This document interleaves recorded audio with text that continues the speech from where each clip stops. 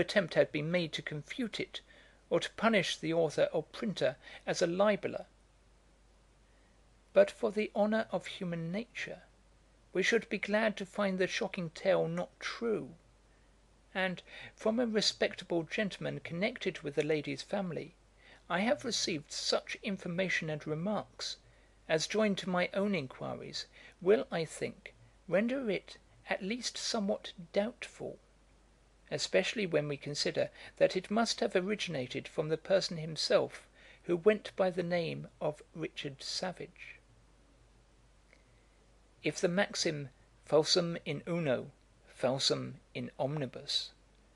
were to be received without qualification, the credit of Savage's narrative, as conveyed to us, would be annihilated, for it contains some assertions which beyond a question are not true. 1. In order to induce a belief that Earl Rivers, on account of a criminal connection with whom Lady Macclesfield is said to have been divorced from her husband by Act of Parliament, had a peculiar anxiety about the child which she bore to him, it is alleged that his lordship gave him his own name, and had it duly recorded in the register of St. Andrew's, Holborn. I have carefully inspected that register, but no such entry is to be found. 2. It is stated that Lady Macclesfield, having lived for some time upon very uneasy terms with her husband, thought a public confession of adultery the most obvious and expeditious method of obtaining her liberty; and Johnson, assuming this to be true, stigmatizes her with indignation as the wretch who had, without scruple, proclaimed herself an adulteress. But I have perused the journals of both Houses of Parliament at the period of her divorce, and there find it authentically ascertained, that so far from voluntarily submitting to the ignominious charge of adultery, she made a strenuous defence by her counsel, the bill having been first moved 15th of January 1697 in the House of Lords, and proceeded on, with various applications for time to bring up witnesses at a distance, etc., at intervals, till the 3rd of March, when it passed. It was brought to the Commons by a message from the Lords the 5th of March, proceeded on the 7th, 10th, 11th, 14th, and 15th, on which day, after a full examination of witnesses on both sides, and hearing of counsel, it was reported without amendments, passed, and carried to the Lords.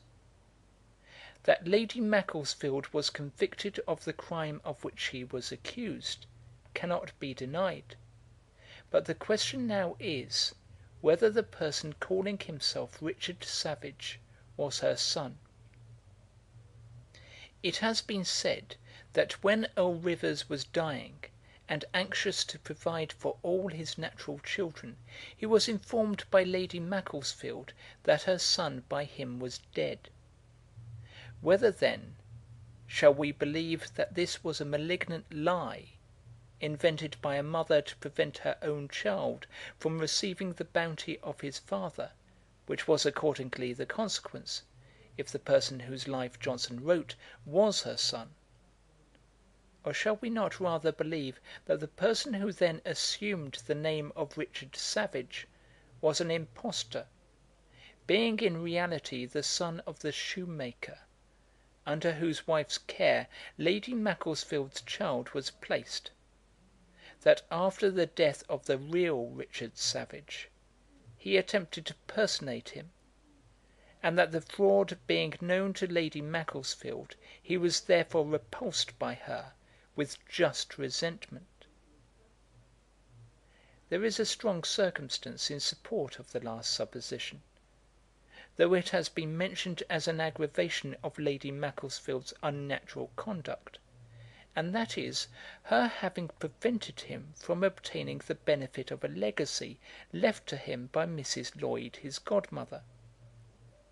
For if there was such a legacy left, his not being able to obtain payment of it must be imputed to his consciousness that he was not the real person. The just inference should be, that by the death of Lady Macclesfield's child before its godmother, the legacy became lapsed, and therefore that Johnson's Richard Savage was an impostor. If he had a title to the legacy, he could not have found any difficulty in recovering it; for had the executors resisted his claim, the whole costs as well as the legacy must have been paid by them, if he had been the child to whom it was given.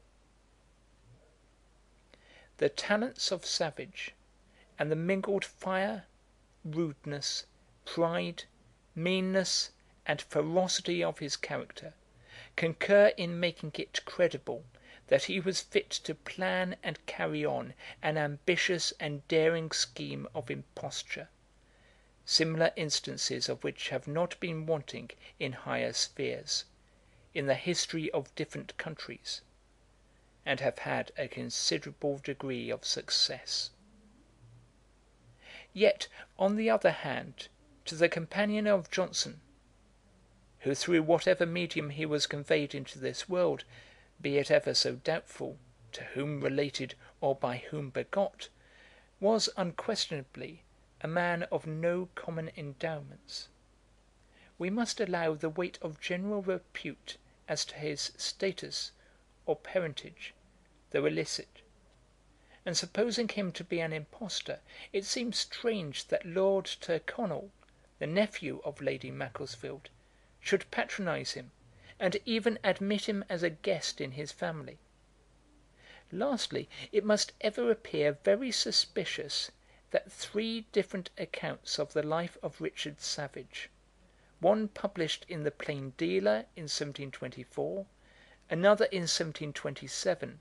and another by the powerful pen of Johnson in 1744, and all of them while Lady Macclesfield was alive, should, notwithstanding the severe attacks upon her, have been suffered to pass without any public and effectual contradiction. Note. Trusting to Savage's information, Johnson represents this unhappy man's being received as a companion by Lord Tyrconnel, and pensioned by his lordship, as if posterior to Savage's conviction and pardon. But I am assured that Savage had received the voluntary bounty of Lord Tyrconnel, and had been dismissed by him long before the murder was committed, and that his lordship was very instrumental in procuring Savage's pardon, by his intercession with the Queen, through Lady Hertford. If, therefore, he had been desirous of preventing the publication by Savage, he would have left him to his fate. Indeed, I must observe, that although Johnson mentions that Lord Tyrconnel's patronage of Savage was, upon his promise to lay aside his design of exposing the cruelty of his mother, Johnson's Works, 8, 124, the great biographer has forgotten that he himself has mentioned that Savage's story had been told several years before in the Plain Dealer, from which he quotes this strong saying of the generous Sir Richard Steele, that the inhumanity of his mother had given him a right to find every good man his father. Ibid, page 104. At the same time, it must be acknowledged that Lady Macclesfield and her relations might still wish that her story should not be brought into more conspicuous notice by the satirical pen of Savage. End of note. I have thus endeavoured to sum up the evidence upon the case as fairly as I can, and the result seems to be that the world must vibrate in a state of uncertainty as to what was the truth. End of section 12.